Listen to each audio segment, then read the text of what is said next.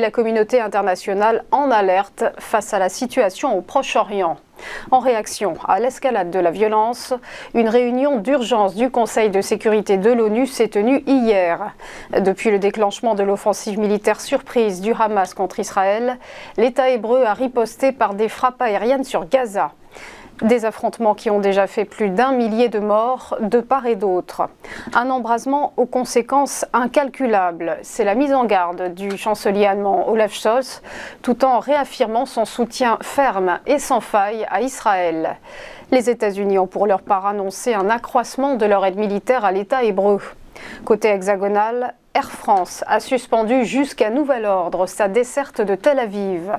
Les principales compagnies aériennes internationales ont du reste annulé des dizaines de vols à destination de la ville.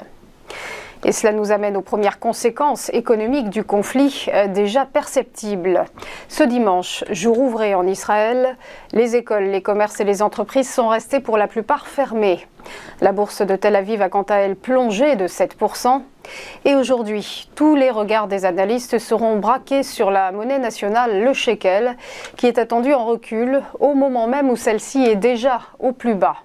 Situation qui devrait générer une intervention de la Banque d'Israël. Et pour clore cette page consacrée au combat entre l'État hébreu et les Palestiniens, sachez enfin que Nvidia, premier fabricant de processeurs graphiques au monde, a décidé d'annuler un sommet sur l'intelligence artificielle prévu cette semaine à Tel Aviv. Dans le reste de l'actualité, terminons par l'appel de Christine Lagarde à destination des entreprises. Dans un entretien à la Tribune du dimanche, la présidente de la BCE a estimé que celles-ci ont intérêt à prendre sur leur marge une partie des hausses de salaire. Ceci pour éviter un nouveau dérapage de l'inflation, ainsi qu'une mise à dos des consommateurs. L'opinion fera pression, les pouvoirs publics également, a-t-elle déclaré. Des propos en écho à ceux d'Emmanuel Macron récemment. Le chef de l'État en appelait à un accord sur la modération des marges dans tout le secteur agroalimentaire. Si tel n'était pas le cas, l'inflation pourrait être revue à la hausse et la croissance au contraire à la baisse. Selon ses dernières prévisions, la Banque centrale européenne anticipe 5,6% d'inflation en zone euro cette année et 3,2% en 2024. On passe au point bourse, le rappel de la clôture des marchés vendredi dernier avec un CAC 40 qui repasse la barre des 7000 points, 7060 plus précisément. L'indice parisien s'est hissé de plus 0,88%.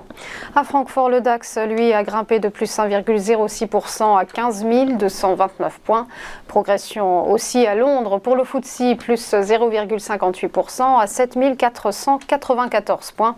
Alors que du côté de Milan, le MIB a bondi de 1,16% et à Madrid, l'IBEX a pris 0,85%. Du côté de Wall Street, les places ont été encouragées par les bons chiffres des créations d'emplois aux États-Unis. Le Dow Jones a engrangé 0,87%, le S&P 500 s'est apprécié de 1,18%. Enfin, le Nasdaq Composite s'était lancé de plus 1,6%. Sachez pour terminer que la bourse de Tokyo fait relâche aujourd'hui puisqu'il s'agit d'une journée fériée au Japon. Il s'agit de la journée du sport et beaucoup moins drôle, la bourse de Hong Kong est également fermée, mais cette fois pour cause de typhon. On va poursuivre cette matinale en petite foulée et on se retrouve juste après une page de pub pour Chronocac et l'ouverture des cotations. A tout de suite.